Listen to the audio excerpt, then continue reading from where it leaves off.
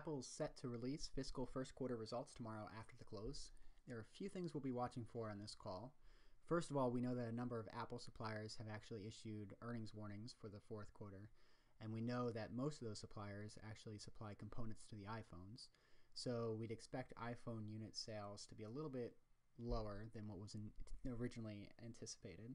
And we also know that most analysts have already adjusted their estimates and their models to reflect that. And so in our consensus-based earnings model, our top-line revenue should already incorporate the impact of those lower iPhone sales. Next, we'll be looking at the gross margin, which most analysts think will be under pressure because the iPhone 6s likely has a lower gross margin than the 6. But there is some potential upside on the gross margin as the trend of moving towards higher storage capacity units continues, if that does continue. So it would be a good idea to run some gross margin sensitivity analysis ahead of the release tomorrow.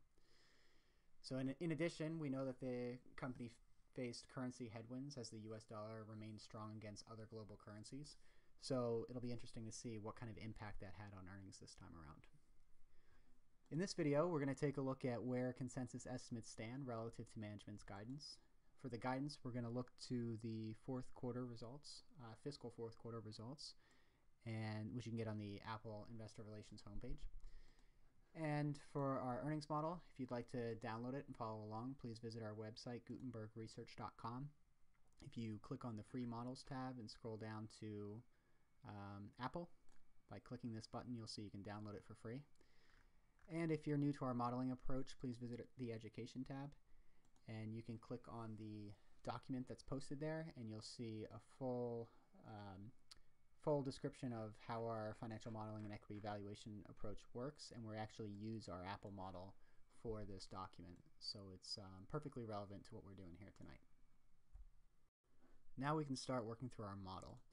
And what we're trying to do here is we want to see if when we plug in management's guidance for the few items that they give us, we want to see if we can get back to the consensus EPS estimate. And if we can't, then we know that the street is either ahead or behind management's expectations heading into the release. So we can start with the revenue line. Management gave us guidance of between $75.5 billion and $77.5 billion. So you can see the street is right now at $76.7 billion, so in line with that guidance at somewhere around the midpoint. And keep in mind that right after the fourth quarter, after all the analysts had updated their estimates, this was close to the high end of the range at $77.5 billion. So estimates for revenue have come down quite a bit in the last month and a half or so. Next, we move to gross margin, which we set dead center at 39.5% gross margin. And you can see that in the ratio section below the segment details. And the segment details actually show you how we get back to that revenue number. So you can see that this is simply an equation from down below in the segment details. And it's just taking the average selling price for each product. So in this case, we have iPhones. And it's multiplying it by the total units sold. So we have expectations of 77.8 million units at $650 per phone. And if you wanted to run some sensitivity analysis here, you could change this to maybe $625 or whatever you wanted it to be. Okay, the next item is operating expenses, but let's hold off on that one because the other two are much easier. So we can just take those off right away. Other income or expenses are set at $400 million. So you can see we set it equal to $400 million there. Not a huge impact on overall earnings, so we don't want to really stray away from what management gave us. And then tax rate, management expects to be 26.2%. So we just set it to 26.2%. Okay, so that only leaves the diluted share count and operating expenses. So in terms of diluted share count, there's a couple of puts and takes. You have your typical share fluctuations from one quarter to the next, but more importantly, you have the amount of shares that get repurchased in the quarter. So we have it set to retire 52 million shares in the quarter. And if you take a look at how the last couple of quarters went, that's about the average, maybe a little bit above the average. We don't have the fourth fiscal quarter in here. We should have input that in, but it's close to the average. So not a lot of variability in terms of EPS from that item. Now, when we get to the operating expense, this is usually where we get the most variability. So management gave us an expectation that's going to be between 6.3 and 6.4 billion. But in order to get back to this $3.23 of EPS, which the street is expecting, we had to set that below that range at just above $6 billion.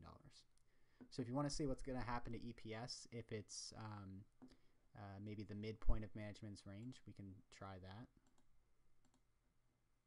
So we want to set total OPEX to 6 billion, 6.35 billion. And for this demonstration, we'll just put that all in SG&A. So if we scroll down to our ratio section, and we're essentially saying, we're telling Excel that we want to solve for the operating, SG&A to sales that gives us the operating expense that meets the midpoint of management's guidance. So you can see when we did that, we fall short of consensus EPS estimates by about 4 cents. So what this tells us, we're going to undo this because we want it to be consensus-based going into tomorrow's release. And you can also see that the valuation changed as well. So what that's telling us is that the street is maybe about 3 or 4 cents ahead of management's implied guidance heading into tomorrow's release. So now that we know that our model is calibrated to meet consensus EPS estimates, we can take a look at the valuation section. So scroll down below the cash flow statement, and you can see our multiple valuation is on a cash basis. So we make an adjustment to cash to reflect the potential tax repatriation charge that the company would face if they brought overseas balances back to the United States. And we are currently using a price earnings ratio of 9 times the next 12-month consensus EPS estimate. So that's a little bit lower than average right now, and that would value shares at about $110 per share. Now, on a DCF basis, Apple's beta has ticked up somewhat over the last quarter, and as a result, the valuation has come down just a bit. So now our DCF-based valuation is $132 a share. So when we do our 50-50 weighting of the two valuation approaches, we get to a share value of about $121. So we'll see tomorrow after the company releases results. We'll update this December quarter, and we'll update the new guidance that they give us and see what impact it has on the share valuation. Thanks for watching, and if you're interested in financial modeling, don't forget to subscribe to our YouTube channel.